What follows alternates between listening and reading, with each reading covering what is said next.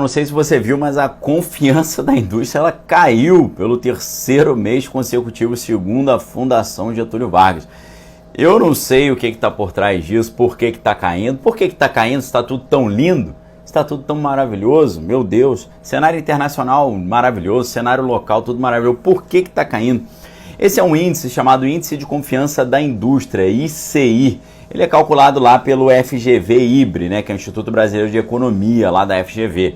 Ele recuou 0,4 pontos de setembro para 91 pontos, depois de 3 meses de queda. Chegou no seu pior nível desde julho de 2020.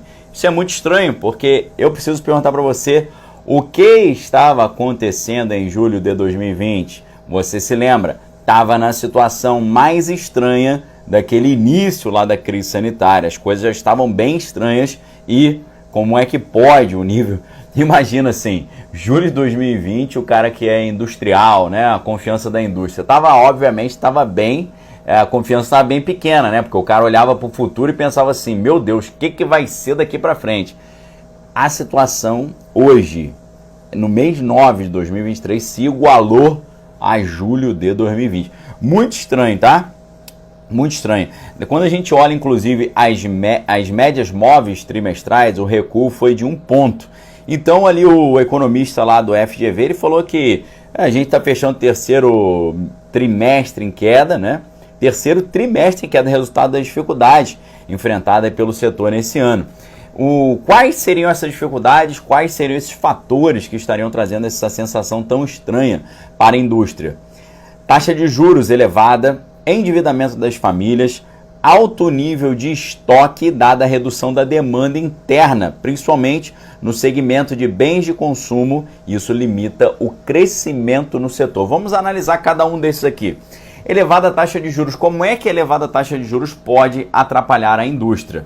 Ué, meu amigo, se o juros está muito alto, você não consegue pegar dinheiro barato para conseguir investir na indústria, contratar mais funcionários, expandir. Então, a economia fica meio enxugada, o dinheiro não circula, tem uma contração da circulação do dinheiro. A gente sabe que isso envolve também uma consequente crise de crédito. Olha o problema que vai chegando aí.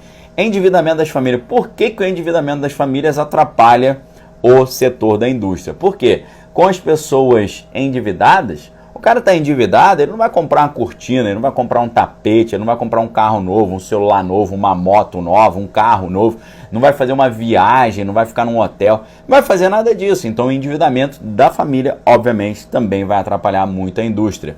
Alto nível do estoque, por causa da redução da demanda interna. Ué, é claro que se o cara não consegue vender, fica aquele troço estocado.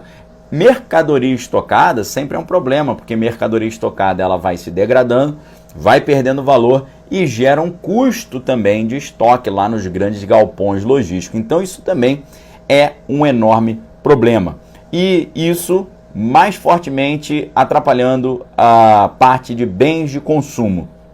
E aí o economista lá do FGV continuou dizendo que apesar de uma melhora da percepção dos empresários com relação à situação atual, influenciada pela demanda externa de setores relacionados à produção dos bens intermediários aqui, isso ainda é insuficiente para que a confiança da indústria melhore no curto prazo. Para você ter uma ideia, nesse mês agora, mês 9, houve uma queda da confiança em 11 dos 19 setores que participaram desse levantamento.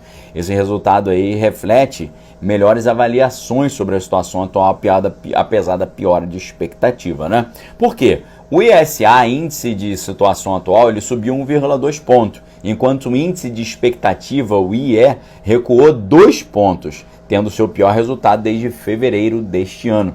Entre os quesitos, para você ter ideia, que integram esse índice da situação atual, o único que influenciou positivamente foi aquele que analisa a percepção sobre a situação atual dos negócios. Essa aí avançou 4,8 pontos. Agora, o índice que mede o nível atual da demanda, ele ficou estável. Já o estoque, ele piorou novamente, com aumento de 1,6 ponto. Pior resultado desde junho lá do ano de 2020, período que a indústria ainda estava ali numa situação muito complicada devido à crise sanitária. Quando esse indicador está acima de 100 pontos, sinaliza que a indústria está funcionando com estoques excessivos, ou seja, acima do desejado. Lembrando que a pontuação aí foi 115. Quando está acima de 100, já está ruim. Está 115, só perdendo para 118, quando houve em junho de 2020. Com relação às expectativas, também houve aí uma piora da perspectiva para a produção e para as contratações nos próximos 3 meses seguintes. Isso é muito negativo, porque quando o empresário está com uma perspectiva de contratar menos, é mais gente sem emprego, é mais gente sem renda, é mais gente sem consumir. Isso gera um círculo aí de problemas. Então isso é muito chato, tá? E no horizonte de 6 meses também uma acomodação no indicador que mede essa tendência de negócio. Agora, um indicador que vai se dedicar a olhar sobre as contratações, ele também recuou 4 pontos, né? Pior resultado desde abril desse ano, e o que mede a produção prevista também caiu 2,7 pontos, pior resultado desde novembro do ano passado. No sentido contrário ali, a tendência dos negócios para os próximos 6 meses subiu meio ponto, permanecendo abaixo dos 100 pontos desde o mês 9 do ano de 2021. O nível de utilização da capacidade subiu 0,9 ponto, ok? Então, isso aqui, pessoal, é uma informação que abre uma perspectiva muito desagradável. Inclusive porque você sabe que tudo é confiança. A gente fala muito sobre aquela profecia autorrealizável, né? O que é a profecia autorrealizável? Se de repente as pessoas perdem a confiança numa instituição bancária, por exemplo, acontece o quê? Acontece aquela famosa corrida aos bancos. Que corrida aos bancos é essa? Vamos supor que alguém fala assim, eu tô achando que esse banco ele vai quebrar. Aí todo mundo fica com medo dele quebrar, vai lá, tira o dinheiro, e ele não ia quebrar. Mas porque todo mundo começou a confiar que ele ia quebrar, foram lá, tiraram o dinheiro e aí ele acabou quebrando de verdade. Ou seja, essa é a profecia autorrealizável. Quando há um pessimismo, isso é muito complicado, porque esse pessimismo ele pode fazer com que profecias negativas se tornem profecias autorrealizáveis. Quando o desânimo toma conta de todo mundo, o negócio realmente fica bem estranho. E você é esperto, você deve saber que a única maneira de o sistema garantir o mínimo de controle e estabilidade no meio de uma situação assim de desconfiança e de desânimo é aumentando a dedicação ao sistema de pão e circo, panem et circenses, ou seja, sempre quando a situação fica muito negativa, eles precisam de uma grande distração, um grande diversionismo, seja isso um campeonato de futebol, seja isso uma outra notícia assim estranhíssima, seja um grande evento no cenário internacional, no cenário nacional. Então fique ligado, porque se continuar esse clima de pessimismo e de negatividade, com certeza eles vão inventar algum factoide para poder distrair a atenção das pessoas, ok? É sempre assim que funciona, é sempre assim que vai funcionar. Agora, assim como nos tempos bíblicos, quando Deus avisou a Noé que uma grande encrenca viria, que o mundo ficaria debaixo de água, Deus falou para ele construir a arca e entrar na arca. E é exatamente isso que a gente está fazendo agora, não só entrando na arca em espírito, orando e se dedicando a Deus, mas também entrando numa arca de estudo.